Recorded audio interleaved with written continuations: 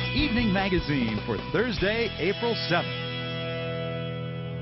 Good evening from Safeco Field, where tomorrow the Mariners kick off their home season with a game against the Cleveland Indians. And a little bit later on the show, we are going to tell you about a revolutionary new dining experience here at the stadium that also kicks off tomorrow. But up first, Seattle is known for musicians like Jimi Hendrix, Quincy Jones, Kurt Cobain, the list goes on and on. But in the rap genre, there hasn't really been a household name out of Seattle since Sir Mix-a-Lot. There's a guy who is setting out to change that right now, and his name is Macklemore. Here's Michael King. They are lining up here at the Showbox to see Macklemore. And you get the sense when you go to one of his concerts that in a few years you're going to say, you were there then. It's the beginning of something big. Ben Haggerty comes off as your average Seattle 20-something. A guy you'd pass by on the street. A guy who maybe sells hats. I had a job for about 3 weeks. What did you do? And then I sold hats. At the time, his dad mentioned that it might be time to get a real job, son. One more year, I don't need a real job, I'm close. Like, let me just keep going. Not even a year later, this is his job. This is my job. I will not quit. Before we have the tips, I thought that I was finished. On stage, Ben becomes Macklemore. You know, see a line outside the Showbox, it actually kind of eases like the last 14 years of my life of me being like, one day I'm gonna make it. And look who's there to cheer him on, Mom and Dad. There's certain songs that they're like, I can't hear that. But for the most part, they're really proud of the music that I make. This guy can move a room. Everybody jump. The Seattle Times calls him Seattle's best shot at mainstream pop stardom right now. He signed with a big-time New York agent, and most important, the girls are singing along. His stage name comes from Garfield High. His assignment was to name a superhero. Ben came up with Professor Macklemore, and it stuck. But generally rap comes from like the mean streets of somewhere. You come from the mean streets of Seattle? I come from Capitol Hill.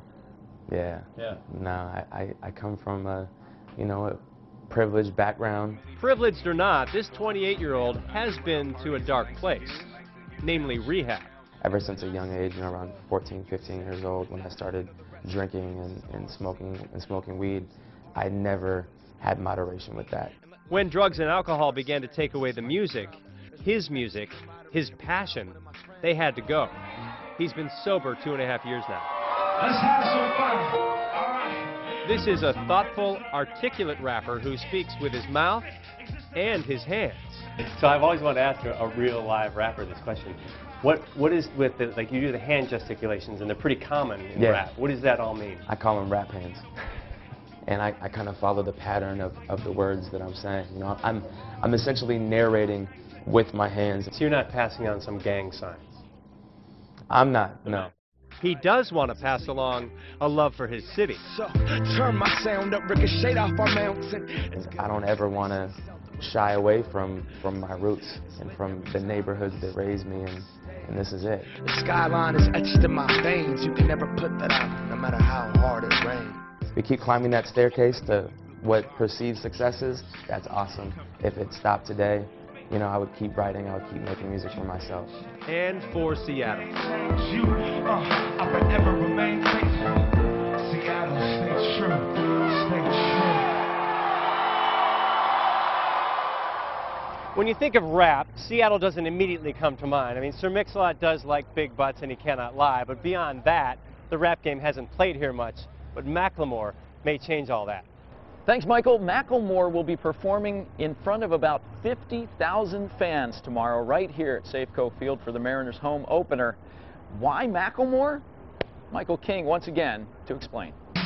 I used to sit with my dad in the garage. Like, I could feel my heart when I heard that Dave Niehaus died. That was something that was very real to me. Around every spring, when the winter thawed, we'd huddle around the radio, twist a broken knob. When the voice of the Mariners, the voice of the city, died, Macklemore wanted to use his voice to say thanks. I heard about him passing and I was on tour. And when I got back home, the first thing I did was I sat down with my girlfriend and we talked about about Niehaus and what he meant to us. And an hour and a half later, it was written. Dave Niehaus' voice would echo throughout the yard. Couldn't have been older than 10, but to me and my friends, the voice on the other end might as well have been God's. My Oh My has been a wildly popular song that puts words to feelings shared across the Northwest. Swung on and belted, the words distorted, joy core round stirred. Here comes Griffey, the throat of the place, not in time. And now the whole stadium will get to sing along and say thanks on opening day. Voice would pump through the system, break out the rye bread. It's grand salami time, my oh my, right under those lights. More on Macklemore. Say that 5 times fast. More on Macklemore at king5.com/evening.